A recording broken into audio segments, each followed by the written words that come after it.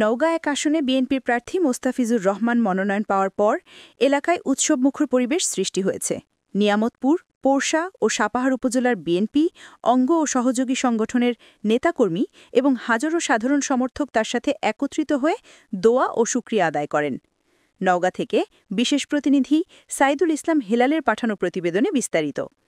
এ সময় নেতাকর্মীরা জানান, দীর্ঘদিন পর এই আসনে বিএনপির শক্তিশালী সংগঠিত প্রস্তুতি এবং মনোনয়ন ঘোষণার ফলে নতুন উদ্দীপনা সৃষ্টি হয়েছে। তৃণমূল থেকে কেন্দ্র পর্যন্ত সংগঠনের ঐক্য ও সংহতি বজায় রেখে আসন্ন নির্বাচনে ধানের শীষের বিজয় নিশ্চিত করতে সর্বোচ্চ চেষ্টা অব্যাহত থাকবে। মনোনয়ন পাওয়ার পর সংক্ষিপ্ত বক্তব্যে মোস্তাফিজুর রহমান বলেন, এই মনোনয়ন শুধু আমার একার নয়, এটি নওগাঁ এক আসনে নিয়ামতপুর, পোরশা, সাপাহার উপজেলার সব নেতাকর্মীর সম্মিলিত প্রাপ্তি। বিএনপির আদর্শ বাস্তবায়নে সবাইকে ঐক্যবদ্ধভাবে কাজ করতে হবে। এ আসন থেকে আরও কয়জন মনোনয়ন প্রত্যাশী ছিলেন। আমি বিশ্বাস করি তারা সবাই এখন ধানের শীষের পক্ষে ঐক্যবদ্ধভাবে কাজ করবেন। আমরা মিলেমিশে জনগণের ভোটে এ আসনে বিএনপির বিজয় ছিনিয়ে আনব ইনশাল্লাহ। আমাদের শহীদ রাষ্ট্রপতি জিয়াউর রহমান এই বিএনপি তৈরি করেছিলেন।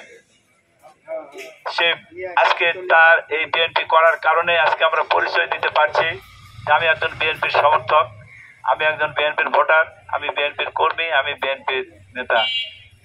তিনি এমন একটা দল গঠন করেছিলেন যে দল বাংলাদেশের মানুষের হৃদয়ে তার মৃত্যুর 1981 সালে সে আমাদের মাঝ থেকে হারিয়ে গেছে, তারপরও আজও মানুষের হৃদয়ে স্থান করে আছে এবং যার কারণে আমরা আজকে এই বাংলাদেশ জাতীয়তাবাদী দল আজকে আমাদের এখনো মানুষের হৃদয়ের মধ্যে আছে। যে আগামী দিনে আপনাদের সকলকে আমি তার সাথে সাথে আমি যারা মনোনয়ন প্রত্যাশী ছিল একসঙ্গে আমরা প্রতিযোগিতা করেছি মনোনয়নের জন্য। সাময়িকভাবে হয়তো আমার হলে আমারও হতো, এরকম কষ্ট হতো, আমার যারা সাথী ছিল তাদেরও কষ্ট হতো। আমরা দল যখন মনোনয়ন প্রত্যাশী থাকে তখন কিন্তু তাদের পিছনে লোকও থাকে। আর এখানে আমি যাচ্ছি, আমার পিছনে ছিল, অন্যের পিছনে ছিল, সবই ছিল, কিন্তু সব প্রতিযোগিতা আমাদের শেষ হয়ে গেছে। গতকাল থেকে আমরা একই বিএনপি পরিবারের সদস্য।